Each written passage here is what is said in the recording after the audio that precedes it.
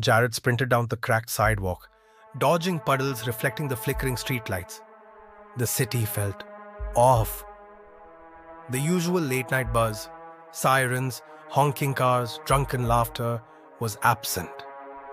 The only sound was his own hurried footsteps and the occasional rustling of garbage in the alleyways. He glanced at his watch. 11:57 p.m. If he missed the last train, he'd have to spend the night wandering the empty streets or shell out money he didn't have for a cab. The subway entrance loomed ahead, a set of crumbling stairs leading underground. He descended quickly, the air growing damp and stale with every step. A single homeless man sat near the turnstiles, muttering under his breath. Jared caught a few words. Something about a train that never stops. He ignored it and jogged onto the platform. The electronic board flickered erratically, showing times that made no sense. 11:59 p.m., 12:04 a.m., 3:33 a.m. The platform was nearly deserted, except for a handful of people standing in unnatural stillness. No one scrolled through their phones. No one moved. It felt wrong. Then the overhead speakers crackled. "The last train is now arriving. Please stand clear of the doors." The train screeched to a stop, the doors sliding open with a mechanical hiss. The interior was dimly lit, the fluorescent bulbs flickering as if struggling to stay on. Jared stepped inside. He took a quick glance around. There were other passengers, but something about them unsettled him. A woman in a faded dress clutched a newspaper dated 1986. A businessman in an outdated suit sat rigidly, staring straight ahead, unblinking. A shiver ran down Jared's spine. He took a seat near the door, avoiding eye contact.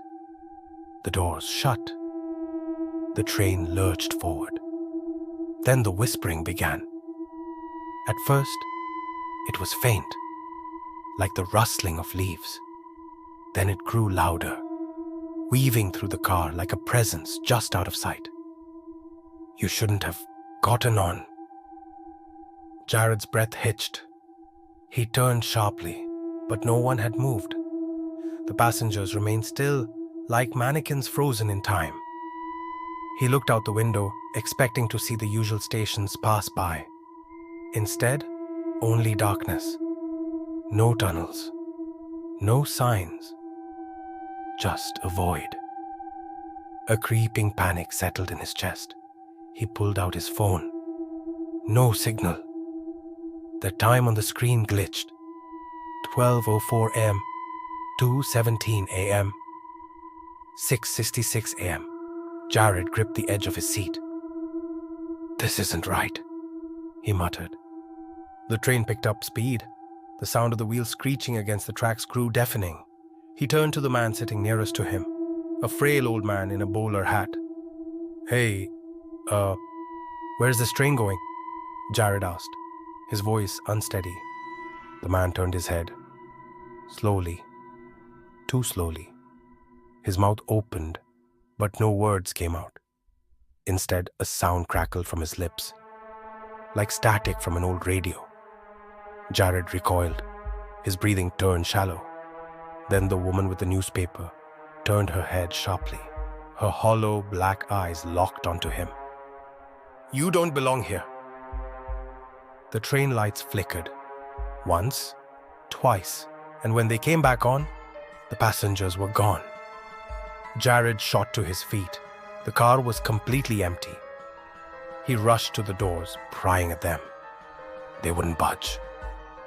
He moved to the next car, but the doors at the far end were locked. Panic surged through him. The train kept moving. Faster. The vibrations rattled the windows, the overhead lights swinging slightly. Then, his reflection in the window moved. Not like a normal reflection. It smiled. Jared stumbled back. His reflection tilted its head, its lips curling into an unnatural grin. Then, it raised a hand and knocked on the glass. Jared's stomach twisted. That wasn't possible.